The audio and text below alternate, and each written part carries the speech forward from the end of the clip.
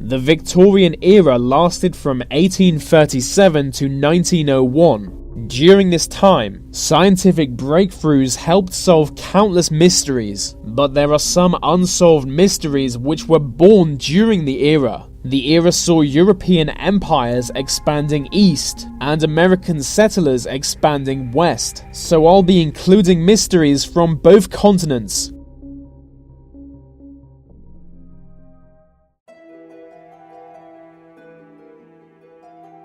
In 2003, historians were digging in an area of London called St. Pancras. They discovered a 19th century human burial site and extracted 1,500 skeleton. This was fairly normal, but they also discovered an old Victorian coffin.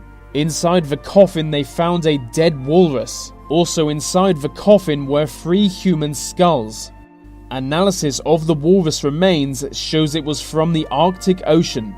No one knows how a walrus ended up buried in Victorian London. All research has failed to find any historical records relating to it. The most famous Victorian ghost ship was the Mary Celeste, but I find the less well-known cases a lot more interesting. In 1845, 2 British ships set out to explore the Northwest Passage. They were the HMS Erebus and the HMS Terror. Both ships had their own steam engine and were iron-plated. They also had several years of supplies on board. But after leaving England, they would never be seen again. The sea beneath their ship froze solid, leaving them stranded. After that, little is known about their fate. Victorian newspapers soon reported that the ship had mysteriously disappeared. It was only 2 years ago that one of the ships was found. The other is still missing. In Arizona, legend tells of a huge gold mine hidden somewhere in the Superstition mountain range, known as the Lost Dutchman's gold mine. It might be the most famous lost mine in history. Apparently, a German immigrant was once told of the mine's location after helping out a wealthy landowner. Looking into the gold mine, he realized it would make him a millionaire, but he was fatally wounded by natives on his way back to town. He survived just long enough to tell a local doctor about the mine, and the legend was born. The tale became well known during the late 19th century, with tens of thousands attempting to find the mine. Some people are still looking for the mine today. In 1886, a man died. A deadly amount of chloroform was found inside his stomach, and it was assumed that his wife killed him. His wife was acquitted after 5 days on trial. There was no evidence that she killed him. He could have drank the chloroform in suicide, but there were no burns to his throat or windpipe. Drinking chloroform would surely leave burns. To this day, it's unknown how the chloroform got inside his stomach. This mystery caused one doctor to say, now that she has been acquitted for murder and cannot be tried again, she should tell us in the interest of science how she did it. Eilean Mor is a tiny Scottish island where a lighthouse has stood since 1899. In 1901, passing boats noticed the lighthouse was not lit and reported it to the authorities. Officials soon paid the island a visit to find the keepers were missing. This was strange, as their job demanded they only leave in emergencies. Their disappearance was discovered on December 25th, with their last diary entry 10 days earlier. It described how they were on edge. They seemed terrified of something unspecified. The whole island was searched, but no evidence of their fate was found. They simply disappeared. Lost Ship of the Desert has been a popular tale since the 1860s.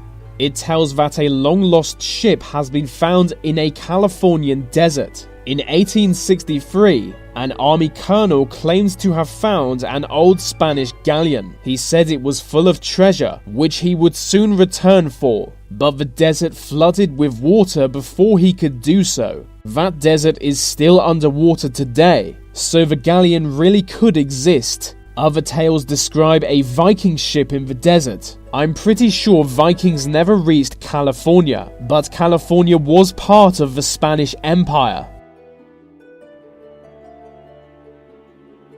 I did mention the Mary Celeste. It was a merchant ship sailing from New York to Italy. It set off on November 7th, 1872, and 1 month later the ship was discovered drifting aimlessly. No one was on board. There was no sign of what happened to the crew. The last diary entry stated that all was going well. The only things missing were a lifeboat and the crew themselves. The ship was undamaged, the cargo was fine, and the crew's personal belongings left behind. It is unlikely we will ever find out what happened.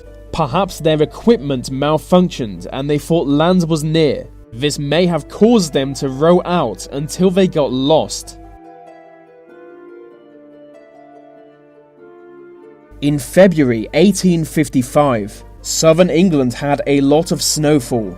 After a night of heavy snow, a trail of footprints was discovered in the countryside.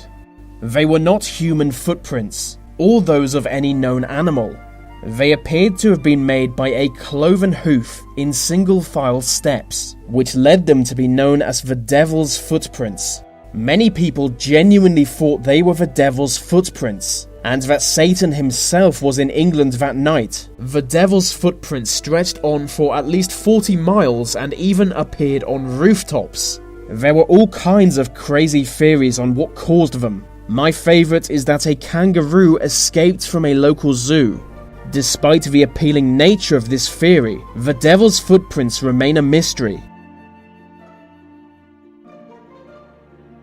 I can't make this video without including the Ripper murders.